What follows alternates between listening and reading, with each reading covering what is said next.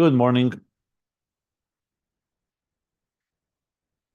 Hemshech Ayin Beis, conclusion and summary and review. We are in volume 3, page 1472. Literally the last 5 pages of this Hemshech. We're learning it now, second time. This conclusion. The primary reason for it is because the Rabbi Rashab did not conclude writing the whole Hemshech, and there were questions left unanswered and themes and ideas that were not finished. So we discovered the source material for this conclusion of the Hemshech, namely the Maimer Mika Hashem Elokeinu HaMagbil L'Sheves Chanukah Maimer from the Alter Rebbe, printed in Torah Air with an explanation, as well as a Mittler Rebbe's lengthy elaboration of that Maimer, printed in Maimori Admur Amtsoi Chanukah. We actually learned both those Maimorim in depth here in this class, and that in turn does answer the questions and concludes the themes that the Rebbe Rashab left unfinished. So based on that material, we're able to piece together with the Rebbe Rashab's, what he doesn't explain, piece together what most likely would have been the conclusion. In addition, obviously, learning it a second time adds depth and a deeper understanding of it all.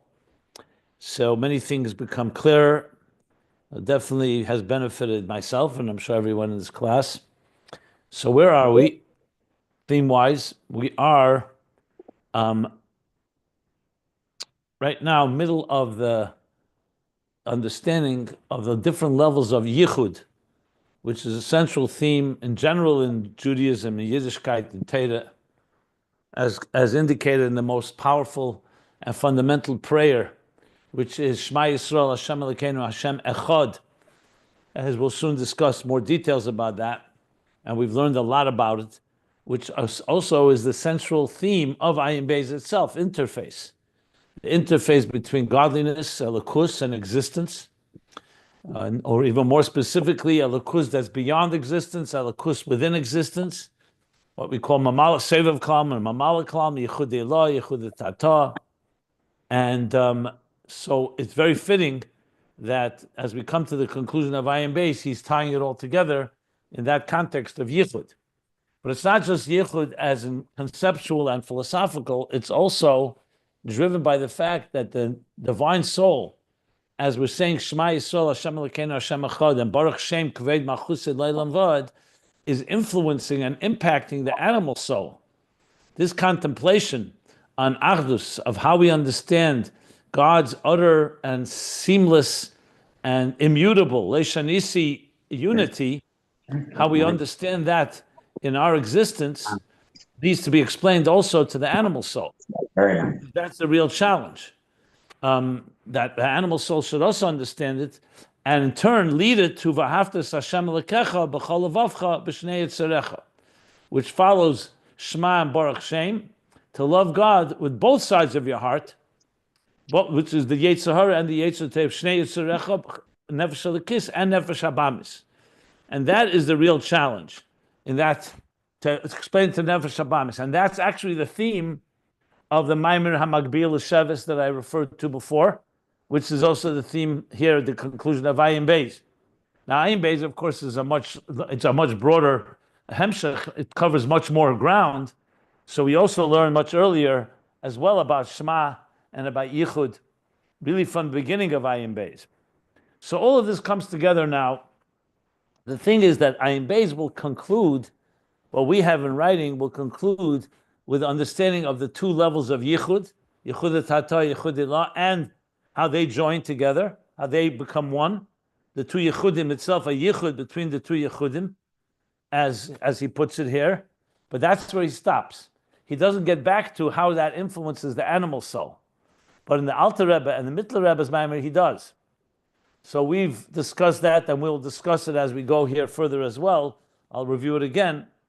And I've also, as pointed out, I've also been writing an essay which has addressed that and many other of the topics that were unfinished in Ayin Beis, and then goes back to Ner Mitzvah and Torah and tying together all the different pieces. I'm trying to finish my essay actually this week, so it could be printed before Shavuos, because this is, after all, a hemshech of Shavuos that goes back b'shar shekdimu. The whole hemshech begins b'shar shekdimu Yisrael nasa l'nishma.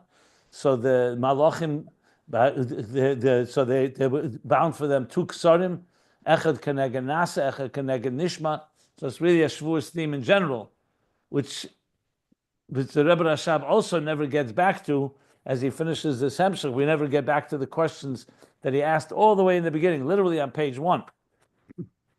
So hopefully I'll be able to finish that this week. But getting back to where we are right now, zooming in, is, as I said, that he began really this last section on page 1466.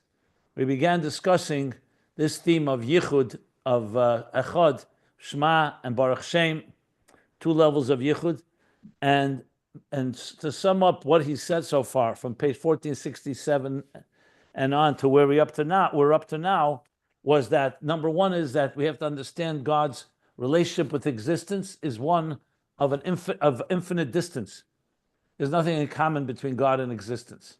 It's Yesh Ma'ayin, which really means this existence has absolutely no significance and doesn't have any value, only the value that God gives it. It doesn't have any value of its own, which is critical, of course, because if it does have value of its own, then even though it may be inferior to God, but it still has standing. But the point of Yesh Ma'ayin is that it has no standing without God, which is critical in the context of Hashem Echad, because can two things stand together side by side? If God is the only true reality, then existence has to be an extension of godliness. The only thing is, because of the tzimtzum, we don't see it, we don't feel it, but it's definitely there. So that is number one, Yesh Ma'ayin, and the contrast to Yesh Ma'ayin is Yesh Miyesh. Everything in existence as we know it is Yesh Miyesh. So when science talks about existence, it's Yesh Miyesh. They begin with a Big Bang, and they say the Big Bang then evolved Yesh to Yesh to Yesh to Yesh. One state of existence evolved to another state, and everything in this existence that we know is reshaping or trying to understand the process, like a seed grows into a tree. That tree produces seeds and grows into another tree. But if you're to ask who put the first seed there, who put the first tree there, who put the first ball of gas, that is outside of the realm of science, because that's Yesh Ma'ayin. That's a leap into another reality altogether. So basically, human intelligence, as we learned earlier, can only understand things in the world of Yesh. It doesn't understand Ayin. That's why Ayin is called Ayin. Ayin literally means nothing, but it doesn't mean nothing. It means a different reality that's a mystery to us. And it also means something that is beyond us. The different explanations we learned why it's called Ayin. So the truth is the other way around. God is the true Yesh, Yesh Amiti, and everything else is Ayin. But from our point of view, from the bottom up, we're the Yesh, we're existent, and where it comes from is a mystery. However, we could, through our minds, come to understand that there has to be a creator. But that creator has nothing in common with us, and therefore there's no shinui. Existence does not create an effect in him, as we learned at length, similar to sunlight, as an example. However, on the other hand, God does engage with existence. He's invested in it and he engages with it, and it's b'derech kiruv, as he said. God doesn't just create from a distance. He says, "Vayemer Elokim yehi oir, yehi rakia." He says specific words that vivify and energize and create every detail of existence. And yet, at the same time, even that energy, as invested in existence, also is immutable, is also leishanisi. However, the shinui takes place in the level of the kelim, as he said, of Biy'a, specifically the kelim of Asiya. So there is a level where there is an engagement and relationship in creation, and even more so, Ma'aseh Tachtenim, our actions have an effect, but also to a certain point in Malchus, as we discussed at length in the previous classes, especially on page 1471, the long parentheses. But the bottom line is that therefore existence and creation and creator are unlike. That's the mistake of the philosophers who try to compare it to Yesh mi Yesh. And because of that, they struggle with the question, since it's Yesh mi Yesh, then why should there not be a Shina and a Spilus in God? Yesh mi Yesh means there's something in common, and therefore there should be an effect one on the other. Like it is with a neshama and a guf, the part of the neshama that engages with the body is affected by mispa'elis memikre aguf. It's impacted by the experiences of the body. But eina emes kain, ki im sheklos savas ma'ayin. It's only ma'ayin, meaning it's only from a reflection, and a reflection does not affect the source. So there's that infinite distance between them, and therefore no shini klal v'klal. Just looking at the end of top of page 1472 as I sum it up. Okay.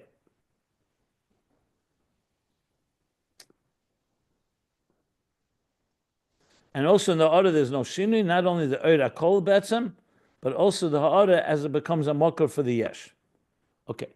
The final piece we learned is b'chol hanal, the new paragraph, the middle paragraph on page 1472, will understand the two yichudim of Yechudei Law and Yechudei Tata, which is Shema and Baruch Shem Kved Malchusi Leilam Vod.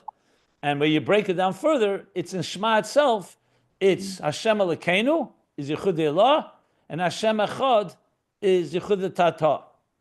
And to explain that, he brings the pasuk Kikel Deus Havaya, Kikel Deus Hashem V'lei Niskanu Aliles. Now there's two Deus.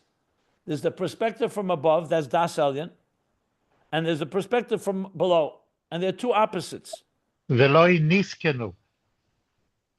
V'lei niskenu aliles. Yeah. Oh, yeah. And V'loi can be read, is written V'loi with a Vav. That means to him, he contains, he is the one that arranges all the affairs of existence. Or it could be read V'loi, like he says, the ksiv, the kri is bevav, you read it with a vav, but the ksiv is with an aleph, which he's going to explain a little later. So these seem to be two different perspectives, and they are two opposites, and yet you say Kel Deus Havaya, God contains Sevel Beis Deus Ke'echad.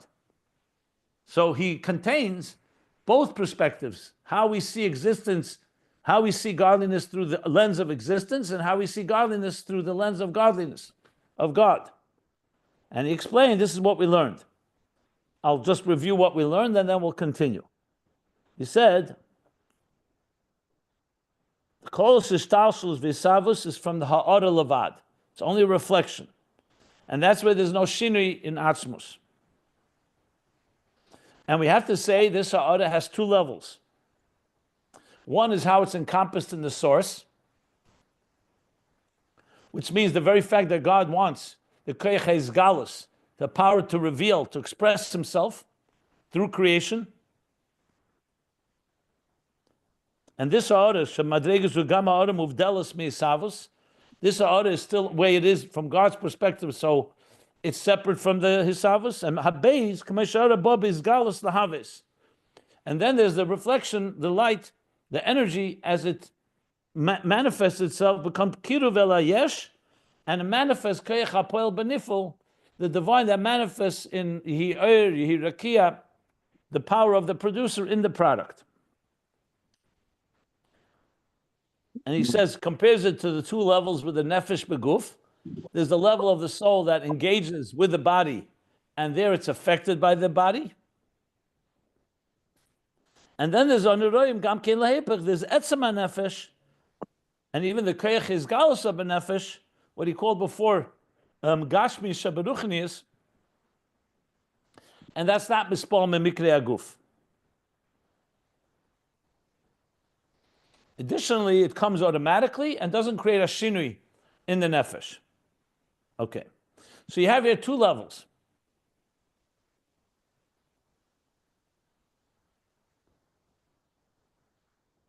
However, with the distinction that with the body, with the soul and the body, the soul does get impacted by the body, whereas the soul of existence, meaning the divine energy, does not get impacted by existence, but it still relates to existence.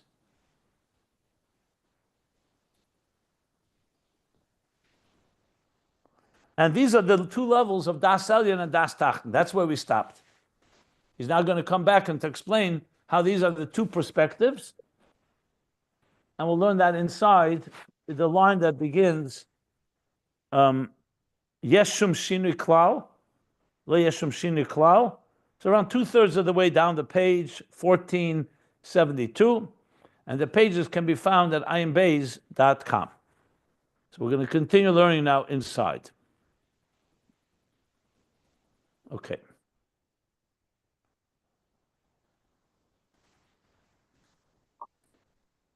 So he says, "Ubezehu beis hamadreg is the Daas Elyon and Daas Tachton."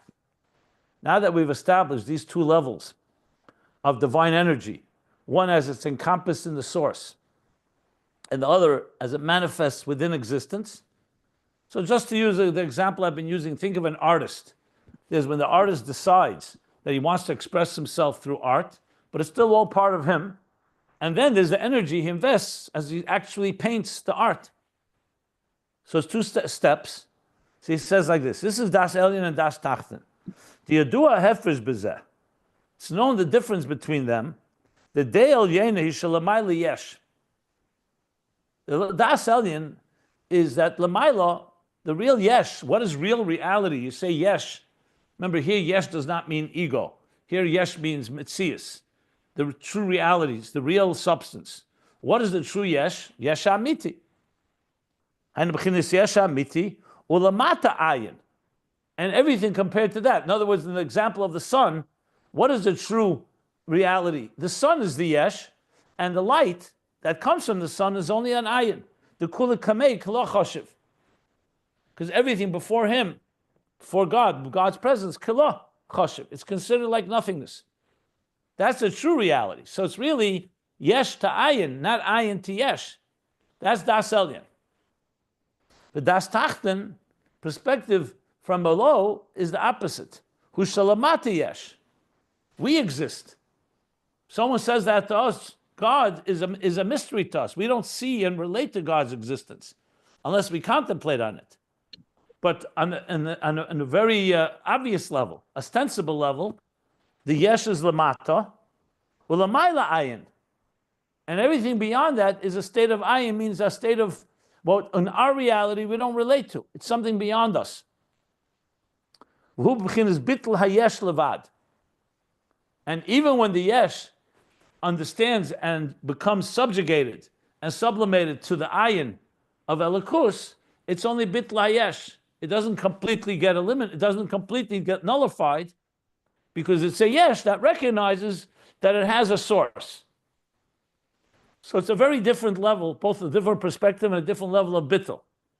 The first level is going to be a bittul b'metzias because the only true reality is God, and everything else is completely meaningless and insignificant compared to that. That's going to be Daas Elyon. Daas Tachton, there's a Yesh, and the Yesh recognizes it comes from an ayin.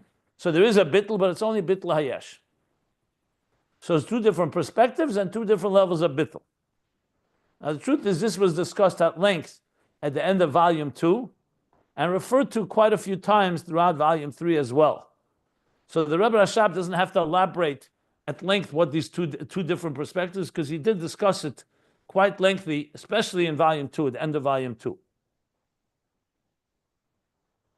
Val Kain.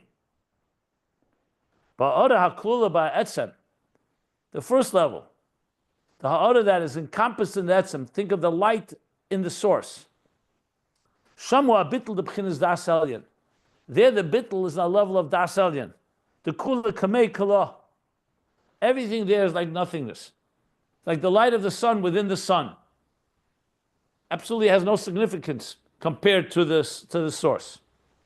He says actually this example.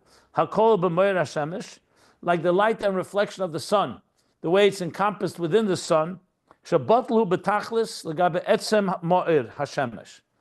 that is utterly and absolutely unequivocally nullified compared to the etzem mo'er to the very luminary itself of the sun. As he writes in Tanya, this is Shar Yochad V'Amunah, chapter 3. And the second example that we've been using till now was the V'Chayas HaNefesh. So he's bringing that as well. V'Chayas HaNefesh, HaKol Be'etz HaNefesh. Be'etz HaNefesh. Like the energy of the soul that energizes the body. How does that energy look like when it's inside of the soul? Not as it relates to the body. That it's relatively be'erech, you could say relatively or completely separate from the energy inside the body. So all those are the two mishalim. Obviously with the qualifications that Lamaila, it's not quite like the nefesh, not even quite like the sun, but the examples work for certain pieces, especially in this context, when you understand the level that it's in completely bottle to the shemesh or to the nefesh, meaning the chayes, same thing lamaila, meaning when we talk about Hashem, the energy, the way it's encompassed in the core, the koyach galas that God wants to express, ultimately creation, even though it has not yet become a process of creation. So he says, that's separate from ishtalshus v'savus because it's all within God's power. Yesh la'ayin. And that's Yesh, the Yesh of Atzmus, Yesh Amiti, la'ayin, the Bittul of the Ayin, the Hayin B'chinas HaYizgalas b'Atzmusim M'B'chinas Yesh la'ayin. Because the Yizgalas, the power to reveal in Atzmus, compared to Atzmus, is like an Ayin compared to Yesh. The Yesh Amiti, that is. Shu B'chinas Ayin Mamish de Kolo Choshev. Literally like an Ayin Mamish that is completely nullified. The Daas Tachton, on the other hand, the lower perspective, hu ma'ayin liyesh. There it works the other way around. There you already have a level of oir. This oir is now creating a yesh, yesh nivra, the yesh of existence. This is the reflection that comes in a revealed way to create the yesh. Shehu b'bchinas kiruv el hayesh. This already relates to the yesh. Like I said, yehi oir, yehi rakia, teitzier is desha, dasar ma'amoris. And in general, the energy that relates to existence, shenisavim is b'chinas yesh mitzias. From this is created the actual substance of existence. Va'yichud va'bittul b'zeh, u'b'chinas bittul hayesh belvad. It's not kula kamei kalocha shev bittul b'mitzias. Here the yichud and the bittul, and he clearly says yichud and bittul. Yichud means the unification, and the bittul of the yesh to the ayin is only bittul yesh. It doesn't completely nullify the yesh. The yesh recognizes that it has an owner, so to speak. It has a source, and as such, it is bittul hayesh levad. And now he goes back to the pasuk v'loy niskunu alilis, the loy with a vav and the loy with an aleph, which seem to be opposites, because Veloy means to him, he is he's the one that manages all the affairs of existence, and Loy means Loy he does not. So which one is it? Does he manage or does he not manage? He's going to say that's the two deis. V'zel Veloy niskanu b'vav Veloy ba'alef, and that's where it says when we pronounce it with a vav. That's how we read it. Shazel b'beis deis hanal. That's the difference between the two perspectives. The Daas Elyon v'loy ba'alef she'ein negeya klal v'loy niskun, that all these affairs of existence v'loy he's removed from them. They don't touch him at all. Loy shanisi. U'b'das Tachton is v'loy b'vov, and Daas Tachton, yes, indeed, he is managing the affairs. There's some negeya ma'aseh tachtenim, because on that lower level, there ma'aseh tachtenim are negeya. Which is interesting because he's not saying Hisavus, he's saying Ma'aseh Tachtenim. Even though Hisavus is also negay in the lower levels of the Kalim of Biy'a, or especially of Asiya, but he's saying Ma'aseh Tachtenim, meaning Ma'aseh Tachtenim is negaya in the lower level of Elikus, like we learned in Malchus. So that is referring to, that's the two levels of Eloi. The Mittler Rebbe in his Maimer addresses the Eloi and Eloi, pretty much elaborates on it. We learned it inside. And I believe it's on page 380 there, 381. That's where he talks about these two different relationships. But here he just says it briefly, the Veloy and the Veloy, the Vav and the Aleph. Okay, and that we conclude the paragraph. So I'll stop here for any questions.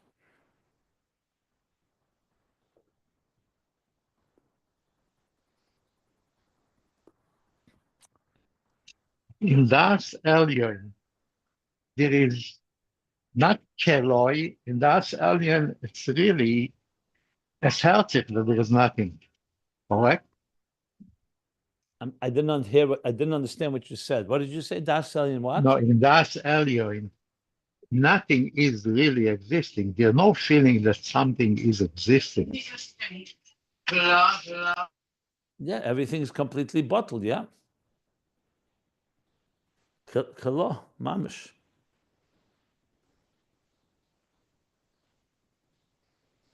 Simply put, the only thing that dominates there is Atzmus himself, the source. However, God is beginning the process by koyach galus. So there is a hakol b'atzmusei, which, because remember, Hashem doesn't need all these levels, but to make sense and for us to be able to retrace the steps, there's a level within so-called, but in the moed itself, lifnei tzimtzum, or the highest levels of lifnei tzimtzum, we call it hakol b'moed, like the light within the sun. But there, what dominates is the sun. Not just dominates, that's the only reality. And the earth feels that too, that has no substance of its own. But it is something because it's already God's koyach galus, the power to reveal. Like we said, the power to express. Now there's Atzmus even without the power to express, obviously. I mean, he doesn't say here the level Yechelis, doesn't go into the distinction of which level this is exactly, but the highest levels is ultimately Yechelis Atzmus, God's capacity.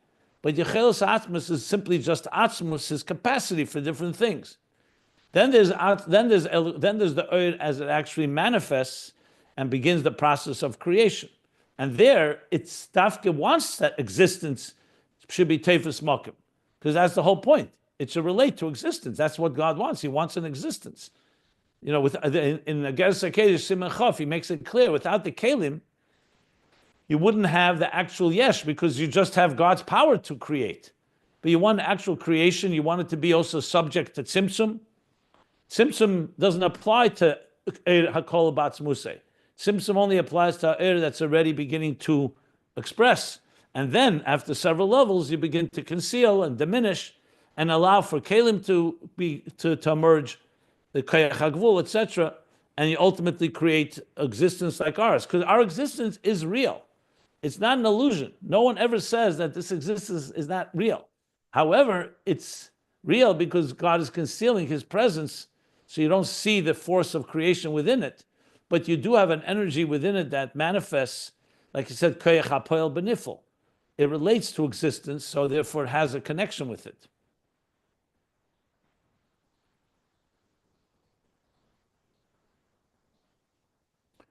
You have to also say, as I'm thinking about it, that the fact that God created existence b'derech kiruv, even though he's not impacted by it, there's no shinui. Atu misha nivra elam, atu achar shenivra elam, like he said. Atu hu ad shalei nivra elam, atu misha nivra elam. You have to say, because he does create it in a way that he relates to it, like Yehi oyer asara ma'amoris nivra elam, but var Hashem shamayim. He's speaking. He's not just thinking, but he's actually saying the words that define existence, the letters. Each letter has shape and form and detail. Oyer is not rakia, so on.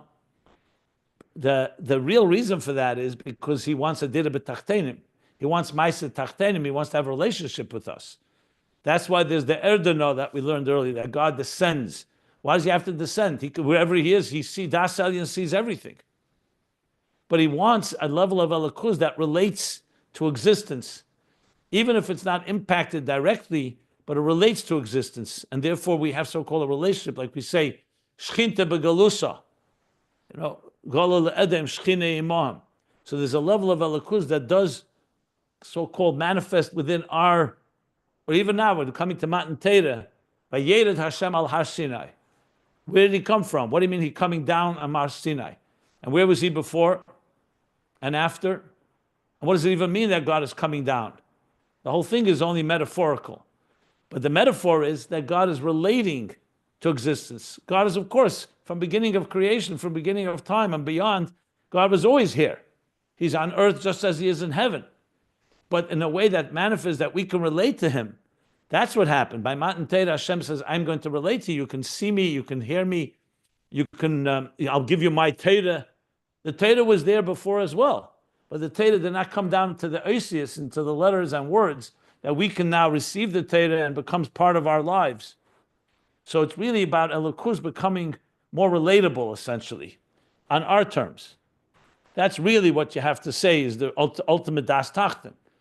And Daas Elyon is on God's terms, which we're going to learn about now, the two different levels, and then, of course, joining them together. But we have to go from the bottom up. As human beings, there's no way you can appreciate Daas Elyon if you don't first appreciate Das Tachton.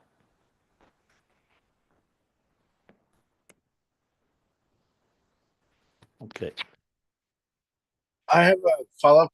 Can you hear me, Rabbi? Yeah. I have a follow-up question to Rabbi Tachton.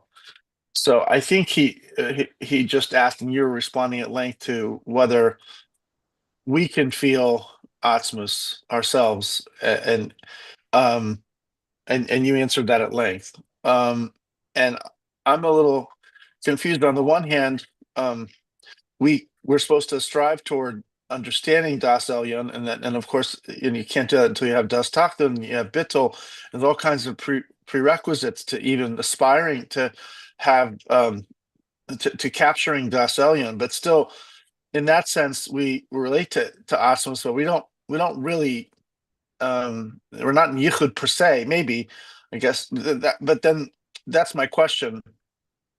Everything is relative. Everything is Right. relative. We talk about atzmedic moments, like let's say Nila at the end of Yom Kippur, and the times where we're feeling really close to Eibishter, we're able to really understand our soulful connection to Atzmus. We've talked about those kinds of moments.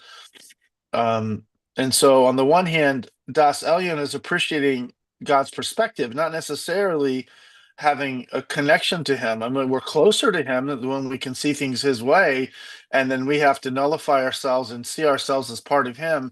But it's not the same thing as feeling Atzmus. I mean, it's close. So which is it, or is it both? It's as best as we can do under the circumstances. It's not a black and white answer to that. You could ask the same question on V'ahavtas Hashem Elokecha. We say it several times every day. Love in God. What does that mean to love? I think it depends on the person, and even the same person probably has different states. So love is a very relative experience. We say it all the time. We try it as best as we can. I don't think there's a particular measuring rod in here. It comes down to how much of your Yesh is dominant and how much of God dominates you. So Bittul HaYesh is also not easy. It means that you're putting aside your own interests and you're recognizing that everything in your life is guided by Hashem, is blessed by God, and you should recognize that, and you should acknowledge it and show gratitude, make brachas, Torah mitzvahs. Then there's a state where you are so subsumed and absorbed that you're not, like I give the example many times, someone mesmerized by a beautiful natural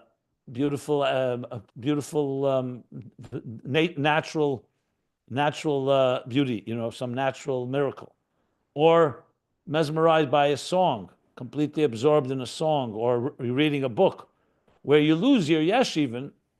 That's examples, of course, that it's not just your yesh is recognizing there's something that I am subjugating to, like I'm the subject, I'm the eved, and God is the master, so to speak, so I'm following his guidelines.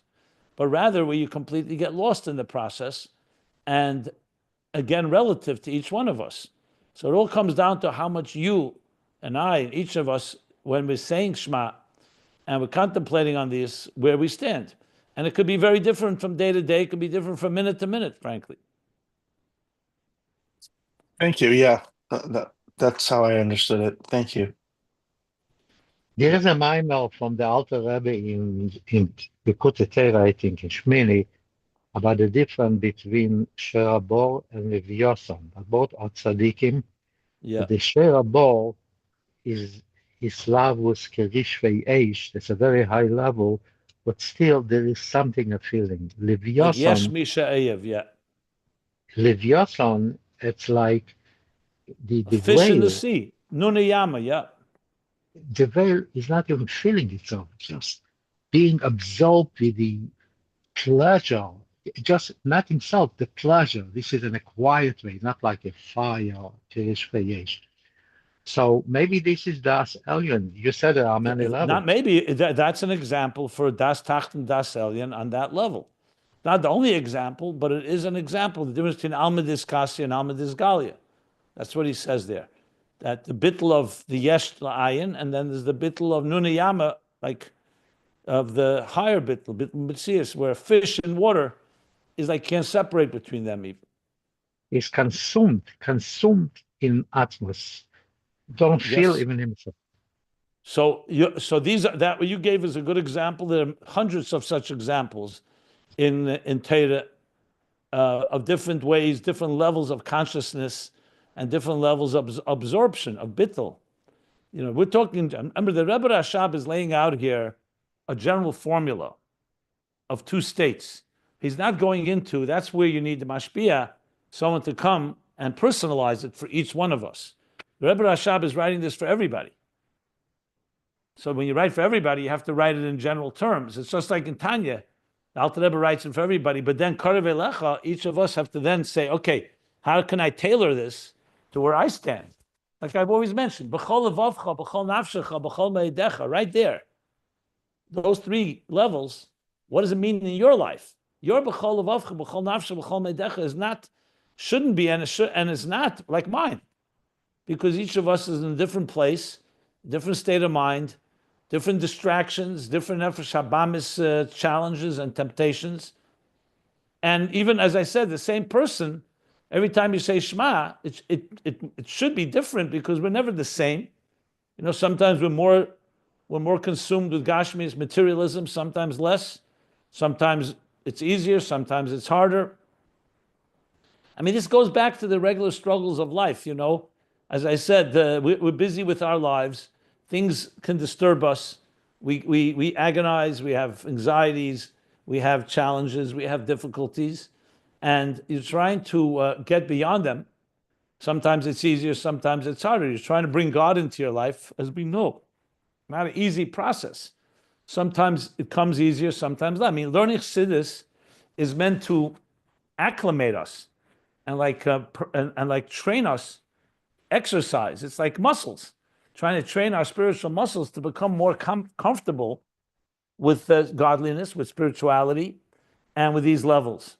So at the end of the day, that's the whole process of how do you bring that higher state of consciousness where Yesh is less important and Elikus is more important, and in a way stage it and pace it in a way that we can relate to it step by step. That's ultimately what this is all about. And in that, there are these two general levels, but when you start customizing it, it's very different. If we did this class more hands-on, I would say everyone here should write a paper, a short paper of 1 page. What is Das Elyon and Das Tachton in your life in general, and maybe more specifically in different times of your life? That would be ultimately the goal. How do you define Das Elyon and Das Tachton in your life? And it should be different than how I would define it in mine. Obviously, there'll be some things in common because we're all talking about two general levels. But I'd go a step further even. Even Das Elyon and Das Tachton, he doesn't say it here, but other places he does, is literally every dargan ishtalshlus. Das Tachton, is it Atzilus? Biy'a, Yetzira, Asiya. The answer is relative to which level. Atzilus compared to Biy'a is Das Elyon. Atzilus compared to Keser is Das Tachton. And the same thing with Ak and Akudim, and before the Tzimtzum and after the Tzimtzum, because you're talking about two perspectives, and just like saying someone's standing on a mountain and they see the horizon. Then they go to a higher mountain and they see a broader horizon. So which one is the Das Elyon? It all comes down to the relativity of it. What compared to what? Compared to what I was yesterday, I'm now seeing things a little more through God's eyes. And that's really the growth of a human being. Mutfe murgish muskel. That's our maturity process, where we grow to a point where godliness becomes more and more vital, and we recognize it more and more, and Eilam Hazda becomes less significant. Less significant as far as consuming us. It's significant because God wants a dira b'tachtenim, but not because material world matters to us so much. So when you see real chassidim, Rebbe, we're not even talking about a Rebbe, but you see chassidim, you see materialism doesn't matter to them. Money doesn't matter, covet, other things. What's really happening? Because what matters to them is more the ayin elaki, the alakus, than the gashmis, than their personal lives, personal comforts. And everyone should be comfortable and blessed. That's not what we're discussing, but I'm saying what matters to you. And the fact is, when you're more petty and more materialistic and more self-absorbed by your self-interest, it's more about you, the yesh. When you become less or so, more elikus coming into your life. So you put it in those words, it's a constant journey that never ends. So when learning this, we should never forget that journey. This is just giving us a blueprint, so to speak, of all the levels, just like a medical blueprint of what a human body looks like. But then you have to measure, what does my body look like? Just because you see, let's say, an x-ray of a perfect skeleton doesn't mean your skeleton is in that shape, or lungs, or for that matter. So he's giving us a snapshot of the picture. What is Das Tachton? What is Daas Elyon? Now we have to apply it. Where do we stand in this context, and relative again to our level? I hope that was helpful.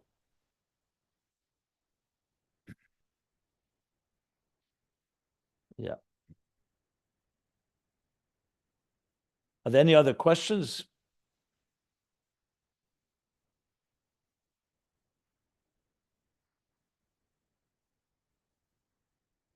So let's continue that.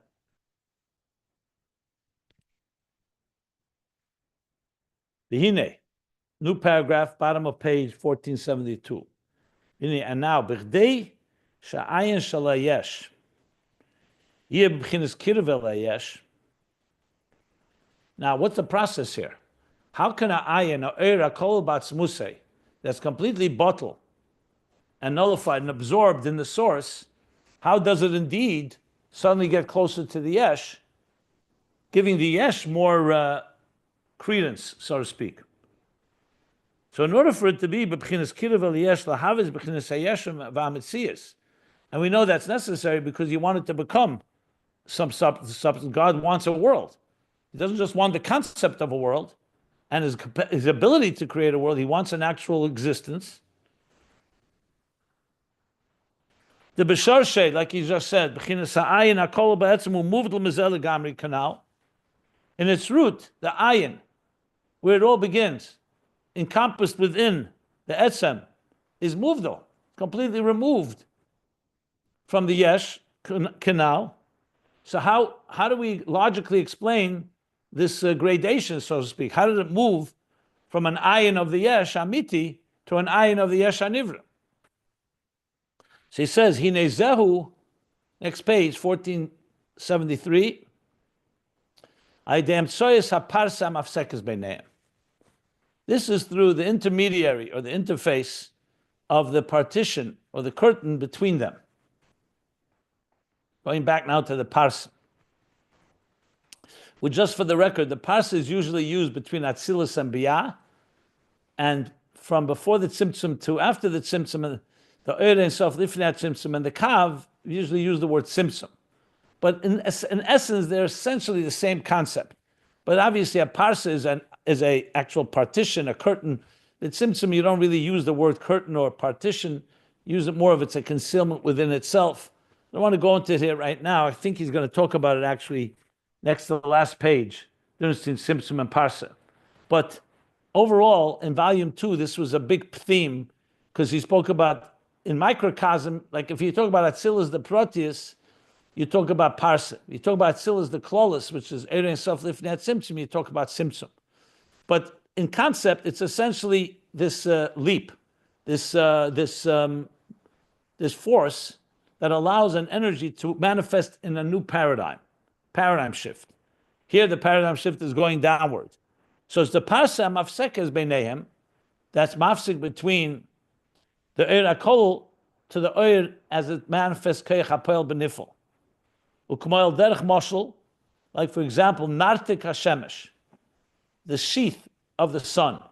So the sun has a Nartik, say Shemesh U'Mogen Hashem Elokim, the Mogen, that in other words, the sun is like an energy, but it's within a Nartik. Nartik is like a shell or a sheath. Like the corona? What? The corona of the sun? I'm not sure what the corona is. I thought the corona is the inside part, no? No, the corona is the outer edge. You can almost see like it's like almost like the surface of the sun. Yeah. Maybe it's that. I don't know if science uses the word sheath or shell, but maybe that is the corona. Maybe it is. That's not what corona means. It's just if you visually inspect the sun, it looks like a sheath. Yeah. I understand. Well, the Chassid is the example, Shemesh Mogen Hashem Elokim, or it says, Moitzi Shem, the Asad Love, the future God will remove Shemesh min Arteka. He'll remove the sun from it. It's a form of it's almost like a shade. It's not like eyeglass, it's not like sunglasses, but it essentially somewhat contains and limits. In other words, without the Nartik, the world would burn up, basically, according to Torah. Not because the sun comes closer, because the sun needs itself a certain filter. That would be a good word, filter. This is also in physical? Physical is also like this, science? Look, if it is the corona, then it's physical. I think it's physical. Again, I don't think they use the word sheath. It's a Torah word. But it would be interesting to compare the Nartik, what that would mean scientific. I read for sure, it definitely exists from a scientific point of view, that the sun also has a filter. It's like it's not just pure light. It's like a light with some type of filter. Remember, it's a transparent filter, obviously. It's not a filter that blocks out most of the sun. It just limits it. He's comparing it to the Parsa, basically. I just posted it in the thread if people want to see. Maybe you want to see so you can understand what I'm referring to. I think it's to help I'm familiar with the corona. I thought the corona was the inner, but fine, it's good. It's the outer edge. Good. Is it compared to a filter, like a filter or a sheath or something? We'll look it up. We'll look it up later. Okay. Through the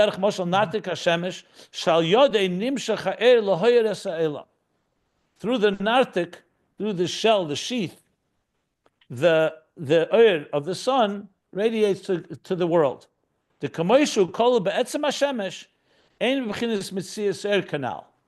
The way the light is encompassed within the sun, it's not a Metzias of light. You can't call it sunlight yet, because it's all within the sun, within the core itself. By Dehanartik,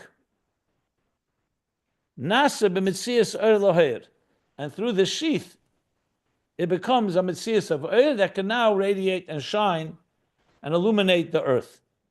I do know, because I did some research over there, but a solar eclipse is essentially the main part of the sun is covered and you only see the corona. And it could be very dangerous, actually, because the corona is extremely bright then, and it could burn, God forbid, it could cause damage to the eye.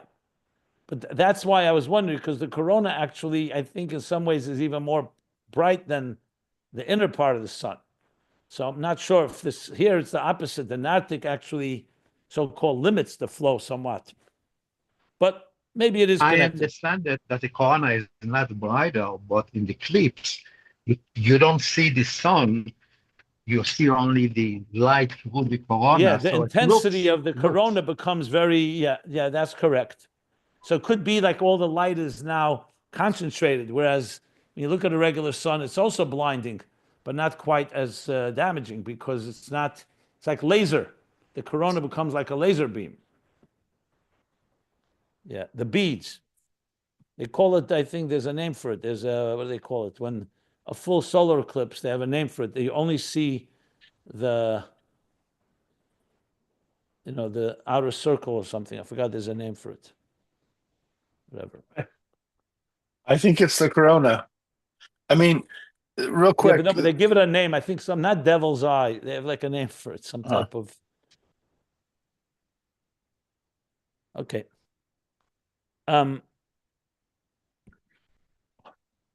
So that's the mashal. What's the nimshal? Kamoikein hu ba'er halaki.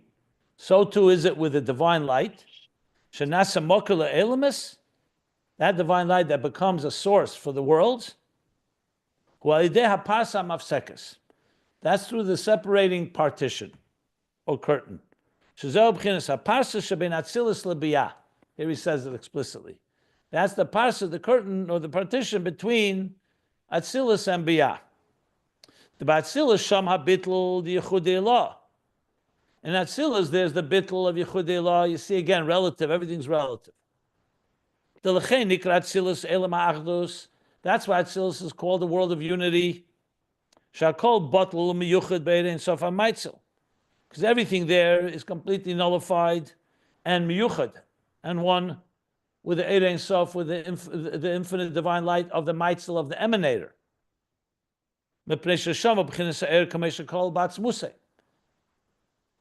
So I know you'll ask, isn't that the light before the Tzimtzum? But remember, in microcosm, it's Atzilus. After the Tzimtzum, Atzilus is that world that's like, relatively speaking, compared to Biy'a, like Lifnei Tzimtzum. So it's like the that's called Atzmus. Like it says elsewhere, Be'inyan atu Hashem levadecha. You see, atuhu Hashem levadecha. You God alone. Avdavayu b'chinas Atzilus. Atu Havaya. Havaya is the level of Atzilus. Vad is adayin levadecha? It's levadecha. You are alone, meaning separate from. You are completely exclusive. B'chinas hu levadehu.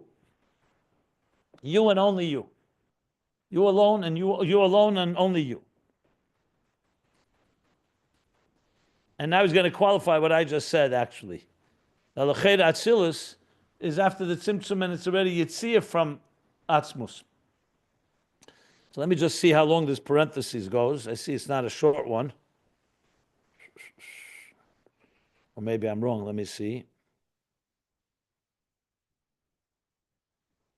Oh, It's yeah. about 7 lines. It's a good lines. half a page. Oh. A good half of page. Oh, it is indeed. Yeah. Okay, that's fine. Just pointing out. So remember, he still has to go back to the Daas Tachton, to Yechud Tata. So right now he's saying Atzilus is Yechud Law. That's like the sun. That's like the light of the sun within the sun, called Atzmus. And then after the parenthesis, he'll say Aval Biy'a is already Chinish Yesh that comes after the Parsa. That's the light that goes through the partition. And that's right after the Parsa. Like we learned earlier, more at length with Malchus coming after the Parsa. And that will be the lower level of Bittul, Yechud Tata. I'm just thinking, should I skip the parentheses or not? I'm not going to skip it. Because I think it's a pretty clear structure here. He's going to now explain more in detail what is Atzilus exactly, to make sure it's consistent with everything we've learned, because right away the obvious question is, what do you mean kol Atzmus? That's the Lifnei Tzimtzum is kol Atzmus. But as we know, even the Lifnei Tzimtzum, there's also levels. So he's going to qualify this a bit in this parentheses. But just keep in mind, if you want to keep on point, to keep our eyes on the ball, the discussion here is Daas Elyon, Daas Tachton, Yechudei Law, Yechud Tata, 2 levels of Bittul and 2 levels of Yichud, and 2 levels of Yesh, where one is the Yesh Amiti and the Ayin, and the other is the Yesh Hanivre and the Ayin that creates the Yesh Hanivre. So it's 2 different perspectives, and therefore 2 different levels of Bittul. That's the general thing we need to keep in mind, and that's essentially the Hizbandnus of Shema Yisrael, Hashem Elokeinu, level 1, Daas Elyon Yechudei Law, Hashem Echad is Daas Tachton Yechud Tata, or Shema in general is Yechudei Law, and Baruch Shem is Yechud Tata. And that will lead to V'ahavtas Hashem Elokecha, which the Rebbe Rashab does not get back to. But the Maimorim HaMagbi do. I want to keep on theme, that we know we don't lose sight of the bigger picture here. So with that said, unless somebody anyone wants to ask anything, he's now going to discuss a little more about why we're saying Atzilus is like Yechudei Law, when it's really after the Tzimtzum and it's lower than Keser and lower than Ak and Akudim, Nekudim, etc.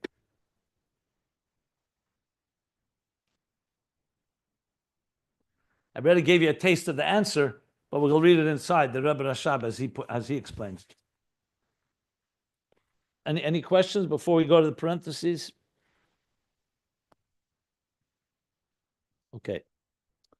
So parentheses. So we're on page 1473, 8 lines from the top of the page is a parenthesis. V'agam d'Atzilus sheb'chinas hayitzia v'izgalus chutz la'atzmusei. He just equated Atzilus to the light within the sun. The oira kol b'atzmusei, but we know Atzilus is already yitzia v'izgalus.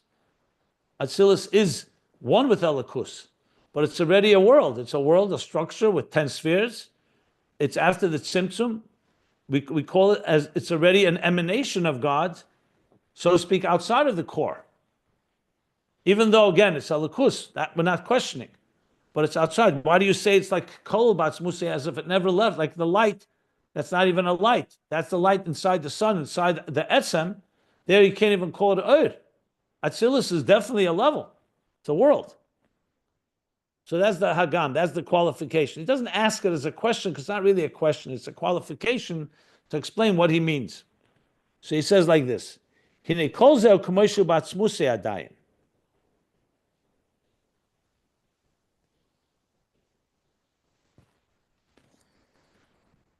Let me just see what he means by that. Let me just read another few lines. 1 second.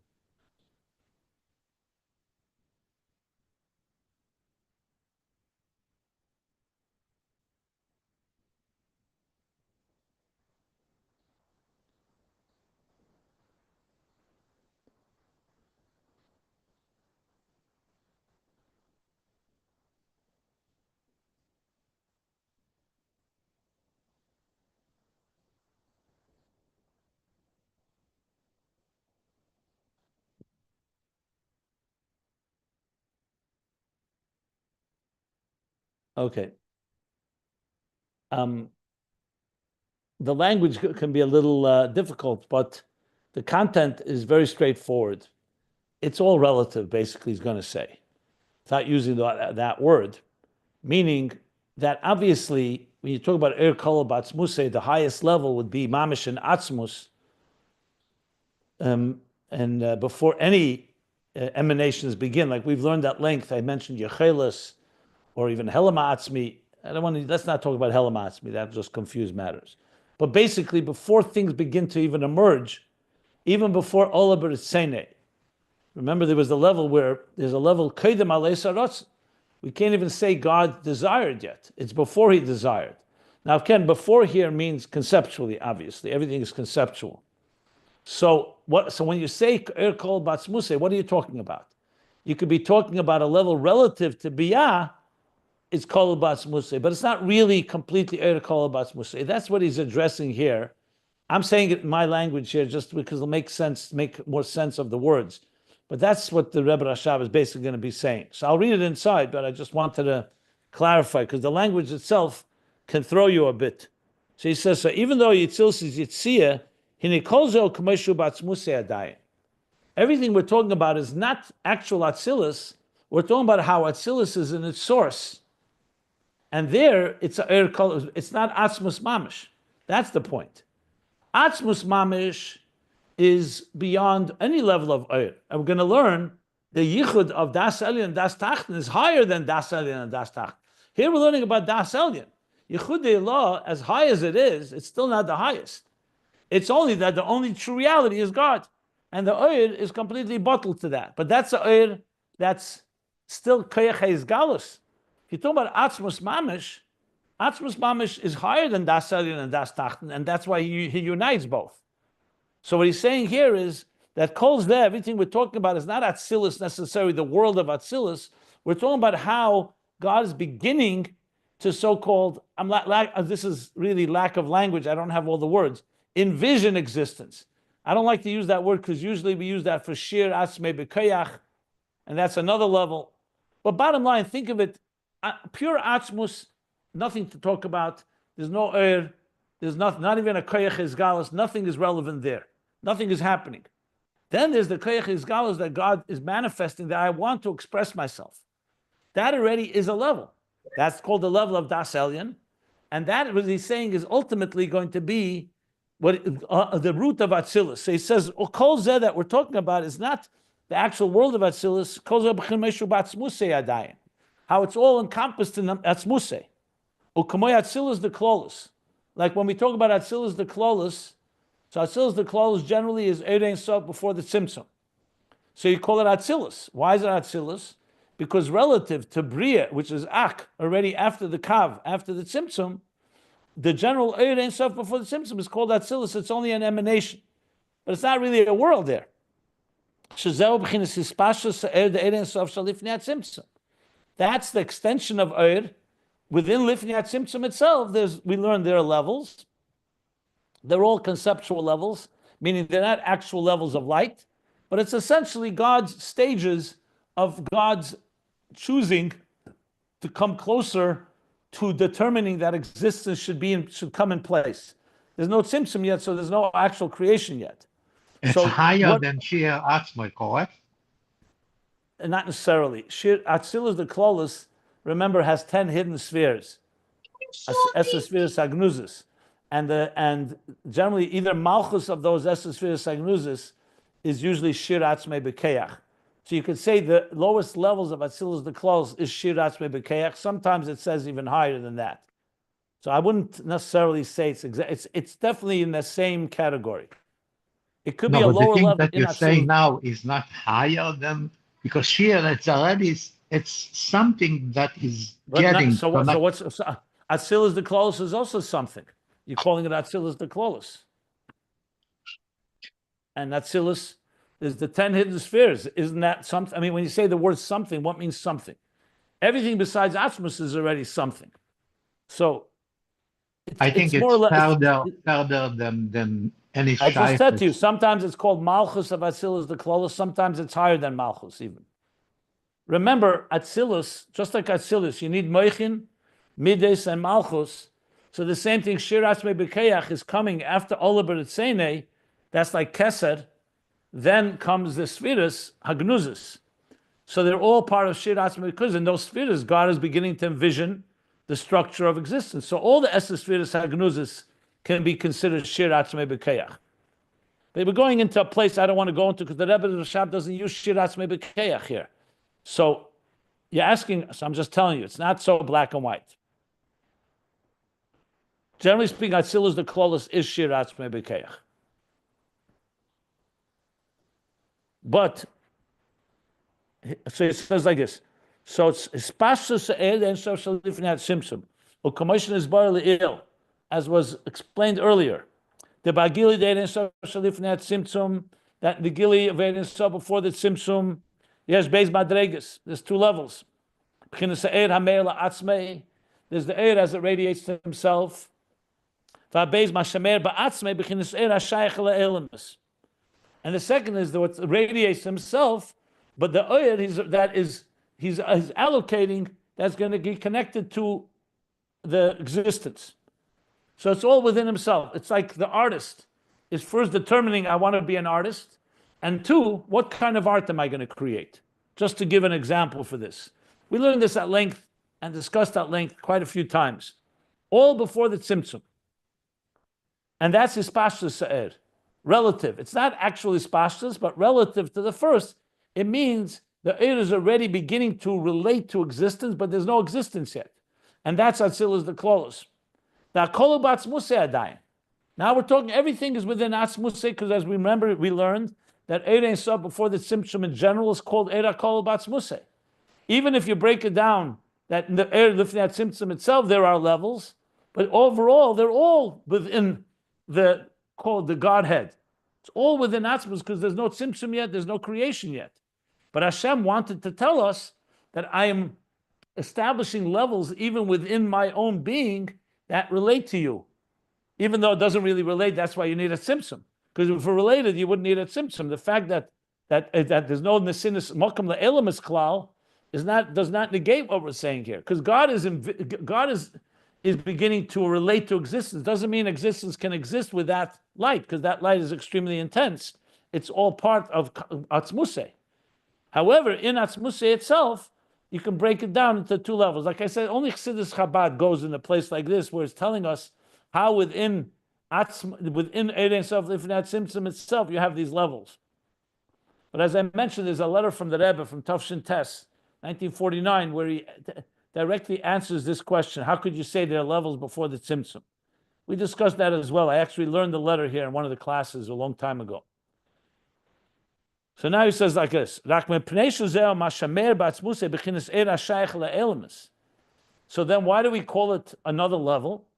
Only because that which is meir b'atzmusei, that's radiating within his core, but it's a light that's radiating. It's like a person who's still thinking, but he's dibur sheba machshava is another mashal for this. There's machshava sheba machshava, you're thinking. That's completely for yourself. But then your mind starts, your thoughts starts thinking, how am I going to present it to someone else? You're not presenting it yet. It's all a machshava, but it's dibur sheba machshava. So being that's in Atzmus in Atzmus itself. That's why we call it Atzilus in macrocosm. The Nikra is b'shem Atzilus, and why is it called the name of Atzilus? Why is it called already Atzilus? Because in the levels of light itself, it's already, like I said, Dibur Sheb Machshava. That's my example. He's not using that here. It's already in the Eira Kol Batzmuse, it's already something that's beginning to relate to something outside of Atzmuse creation.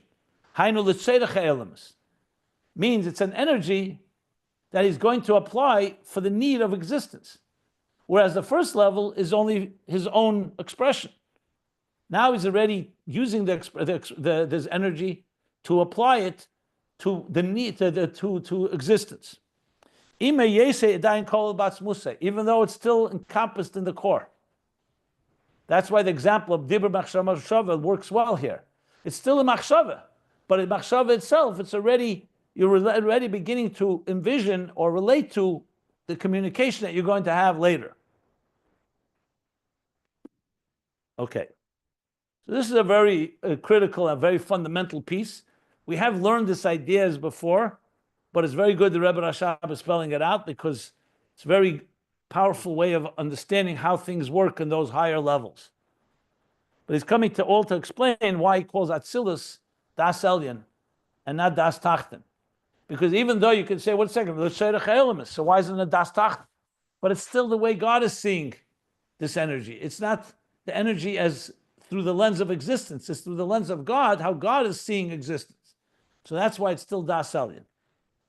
Let me stop before I continue because this is a little profound and also quite a complex piece. Any questions on what we learned till it? He didn't finish the parentheses yet, mind you.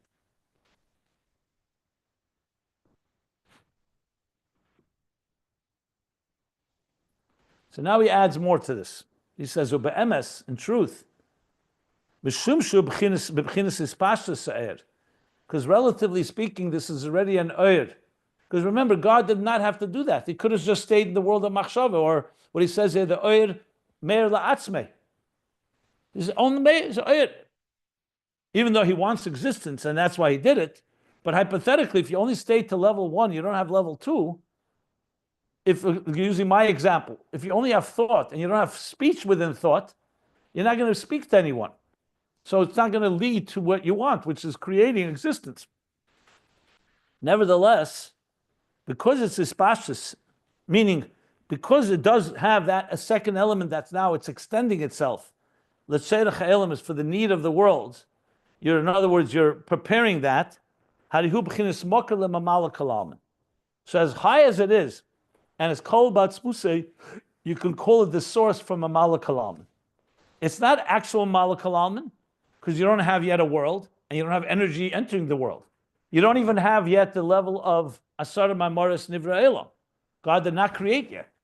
It's all within himself. He's preparing so-called the resources and all the tools for creation. But it's a makkah of a malakalam. And there you could apply the concept of the root of Eris and the root, not actual Eris and Kalim. That's only after the Tzimtzum. But the concept, the root of Eris and Kalim, you could say is there, because he's, again, all envisioning it within himself. That's why I said the 10 hidden spheres of Atzilus the Klolos.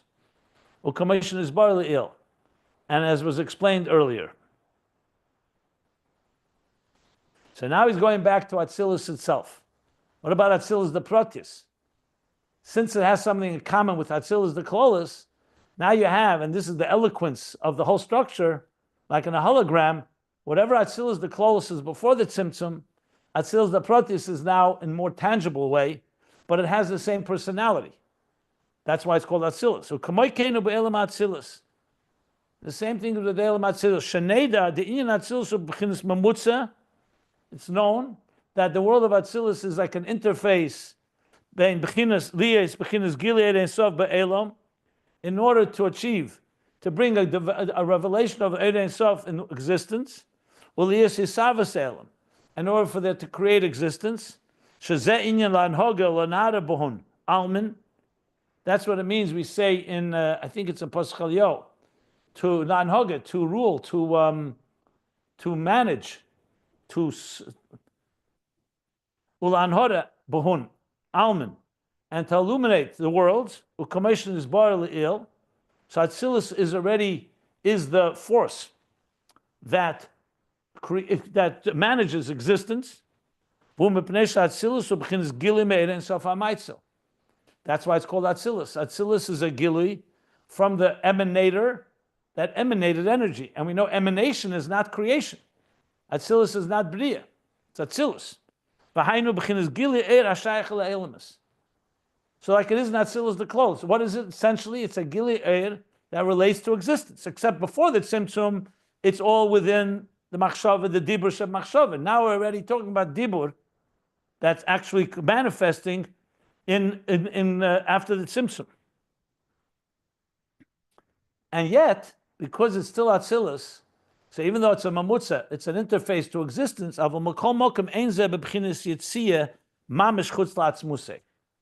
You can't literally call it a yitziyah chutz la'atzmusei.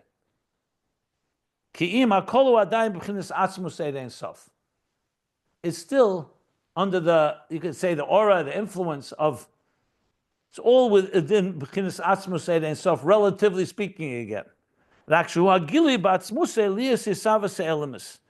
However, it's referring to the gili and atzmusei that there should be the creation of the world, that there should be, and also that there should be the gili measured, commensurate, and proportionate, tailored to the elemus. And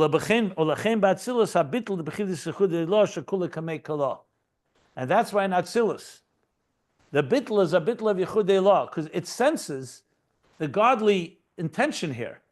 It's not representing existence, it's representing God. But as God is relating to existence. Whereas Das Tachton, Biy'a, like he's going to speak, Biy'a is already representing existence. It's an energy that relates to and represents existence.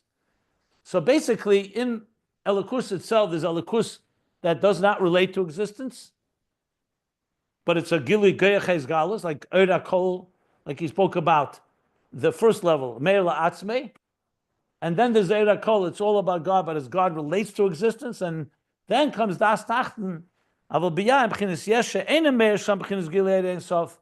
That's already a Yesh where Ein Sof does not.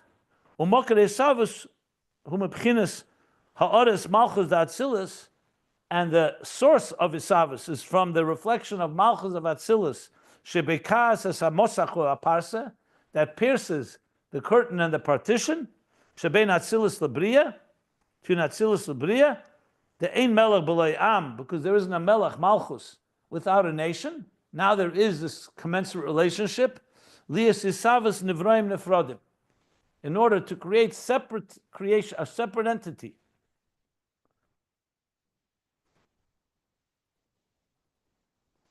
Just wondering to where I should go. I'll go a few more lines. V'hainu, and this means Shemitzad Isavas Hu B'chinas Yesh Mitzias. Due to the creation, it's a Yesh and Mitzias. Rakshahu Bottle Medaite V'Ritzene.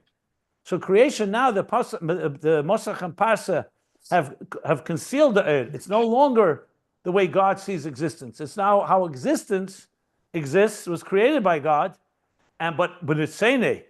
And Medaite, but it's saying that the Yesh has chosen.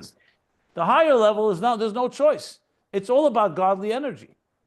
A godly energy as it relates to existence. Now, Medaite, it's saying existence is V'hu Inyan, Kabbalah Sel Malchus Shamayim. That's the Kabbalah Sel Malchus Shamayim, that you accept the yoke of heaven. Now it's coming from its own volition, its own will, its own desire. That's not like the bittul of Yechudei Law of Daas Elyon. There it's memela bottle. The light inside the sun is not even a matter of choice. It's only outside of the sun, meaning outside of that sun, which is already now a yesh and mitzias. There it chooses bittul.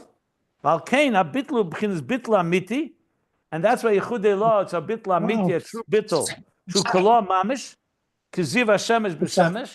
It's literally nullified altogether, like the reflection of the sun. Oh, sweet. Of the light of the sun. That's Within horrible. the sun. We should put some more water in there. There's not enough water. And then we should probably get jobs. I'm missing my, yeah. Can everyone go on silent? Okay. Aval Yehuda Tata, but in Biy'a, the Yehuda Tata, the lower level, who she'ena batel mamela. It's not an automatic bittul. Ki im shemavatles atzmei ayidei bonus. Through a contemplation, and through an effort, he reaches this level of bittul sha'ayin alaki hu amahava esei, to recognizing that the ayin alaki, the divine energy, and the ayin is creating him. Harihu batla la'ayin alaki.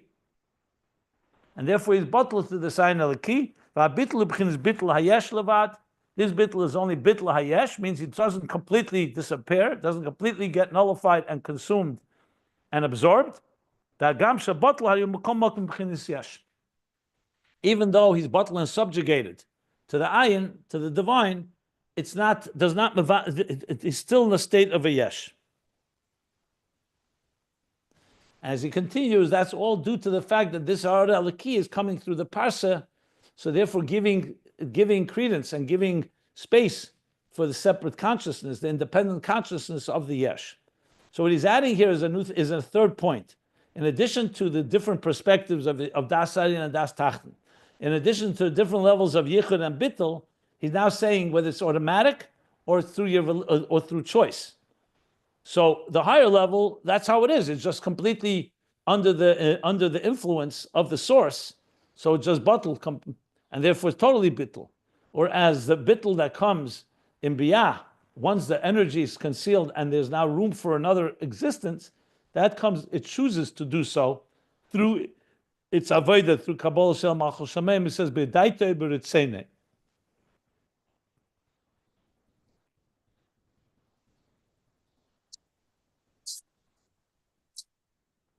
Okay. I think I'm going to stop here, even though there's more to learn about this, but we covered a lot of heavy ground here. Does anybody want to ask anything? I have a question to help understand.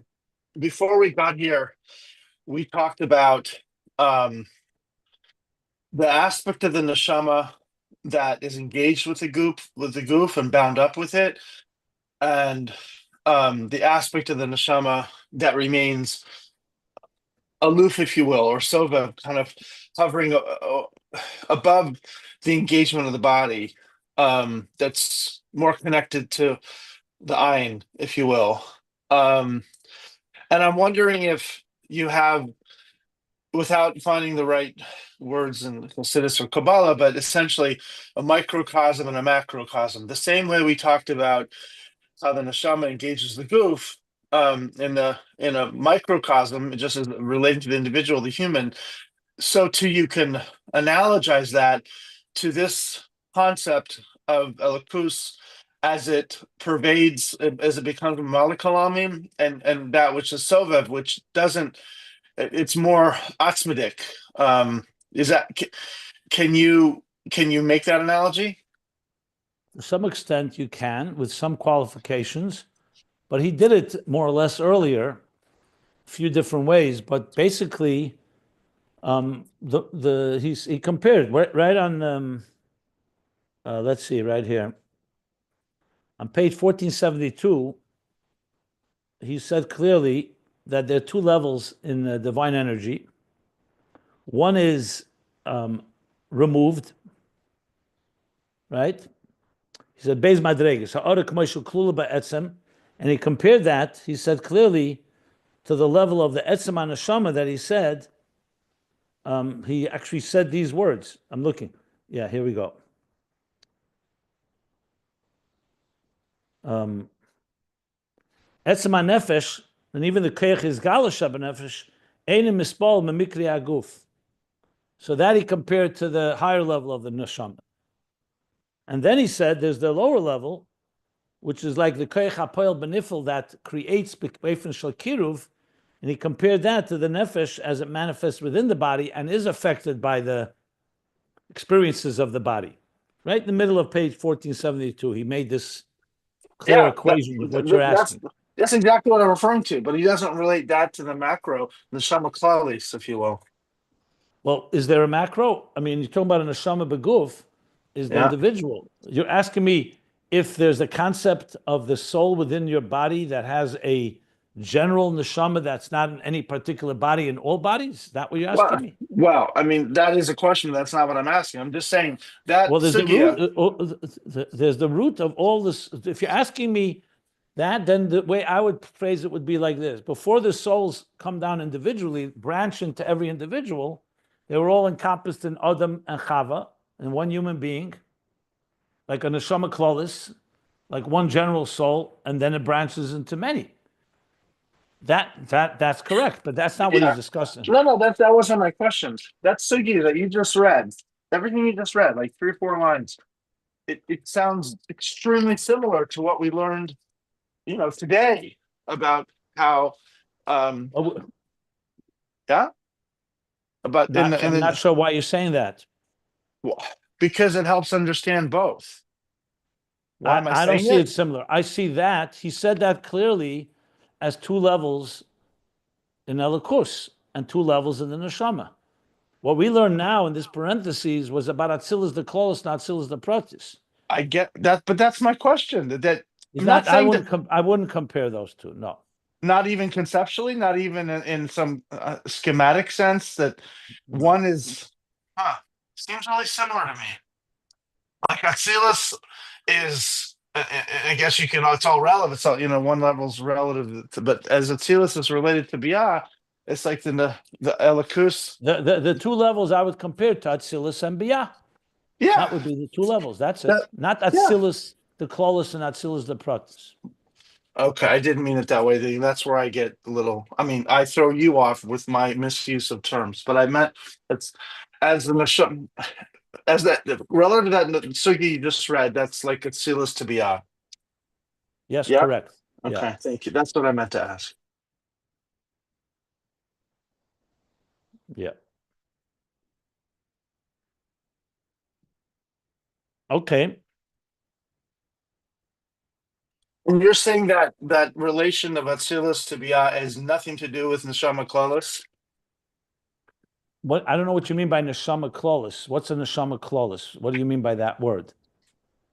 I mean the collection of the source, the collection of all souls, the sense in which we're all connected. Yeah, but he used in Ayin Beis, he used neshama klolis on the godly energy that's in the general soul of all of existence, and neshama pratis using about the soul, each soul in its individual body. So the word neshama klolis, it uses here differently than you're using it. So that's why. Got it. So, that wasn't my main question. Why don't you tell it to me in English? Say it in English. What do you mean by neshama klolis in English? Well, it's not even my main question, so I don't want to go there. I was doing a follow-up, but it's not even worth doing it because I'm not gonna get it right. So you're gonna say that's a bad question. I'm not going. I don't know. I don't know what the question is. So I can't say it's good or bad. First of all, I always tell you there's no such thing as a bad question. Yeah. Just the question. What the question is, whether it's relevant here or. I guess if I'm gonna make the follow-up, even though you answered my first question like 100%, you answered my first question. But the follow-up, while I'm at it, is to ask if you can say the neshama klalis is is a sense of elikus that's sovev, and then the neshama pratius is I don't know. The word neshama klolis is not from. Well, you're using. Can you say it in English? Don't use the word neshama klolis. Say in English the words you want to say. okay. Explain to me. So each of us has a chelik elikam mal mamash that is not really affected by the goof. And then I guess it does get into the question of shinui. There's no shinui to the neshama, the neshama, the chelik elikam mal mamash that is sovav, that is not really. One second. Let's use the language here. He didn't use the word chelik elikai. He didn't use the word seviv. He used higher levels of etzem neshama that are higher than engaging with the body. That's what you're referring to, right? Yeah, and that etzem haneshama, I'm wondering if that etzem is connected to the neshama klalis. That's all. I don't know what neshama klolis is. Here he uses neshama klolis on God, not on human souls. And so is the elachalak elikom mamash. I don't know. I never heard that. You're using a word that I don't relate to. So say it in English. Why can't you say it in English? You're using a word, unless you show it to me somewhere, that word doesn't apply. The Shama, right here, if you go to the bottom of page 1469, he uses Neshama HaKlalis, but there he means, in context, there's the soul that energizes a body, that's Neshama Protis. Shama HaKlalis is the divine energy, like I said, just like a Neshama fills a body, God fills all of existence. That's the word Neshama HaKlalis used here. You mean from Tanya, chapter 2? Is that what you're referring to? A tzaddik? That's an all-encompassing soul? That's another place Neshama HaKlalis is used. Yeah. So I think you're using a word that's just throwing me. So maybe explain in English what you mean. If you mean etzem neshama that does not affected by the body, just say that. Say etzem neshama. So what's your question then? That's what I mean. Etzem neshama. So what's your question? So what about it? Is that like the relationship between Atzilus and Biy'a? Yes, I said that. Yeah. Yes. Etzem neshama is like Atzilus. And the shama, as it manifests in the body and affects the body is like the energy that goes into Biy'a. Everybody has an etzem and a shama. If you collectivize all those etzemim, then all those etzem, each of us, if you collectivize our etzem and a shama, but I answered your question, right? You asked me if it's Atzilus and Biy'a. Yeah, 10,000%. I guess if I'm really going to spit it out in English, the etzem neshama that each of us has, if you collectivize that, would that constitute the neshama klalis? I don't know what neshama klalis means. Hey, okay, I'm going to give up because that really isn't my main question. You answered it like three times, three different ways, and I don't want to push it because you answered my question. Okay, good. Yeah, I was going on to something else that is much more tangential and esoteric, and it's distracting and it's confusing, and I don't want to do that because you answered my question. Good. All good. Thank you. But I have to leave soon, but this is a wonderful class. This is great. This is like the best stuff. Thank you so much. Pleasure. Okay, we'll stop here close to the bottom of page 1473. Still have to finish with the Parsa. Okay, we're doing fine. And we'll stop here. Good. Yeah.